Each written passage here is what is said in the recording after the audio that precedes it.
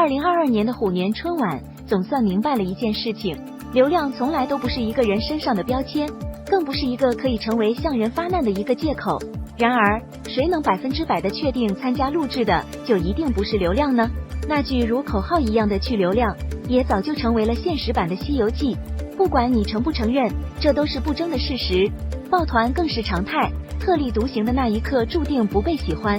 没有背景的，就算是民选的人气选手，也掰不过自带强大背景的出场设置。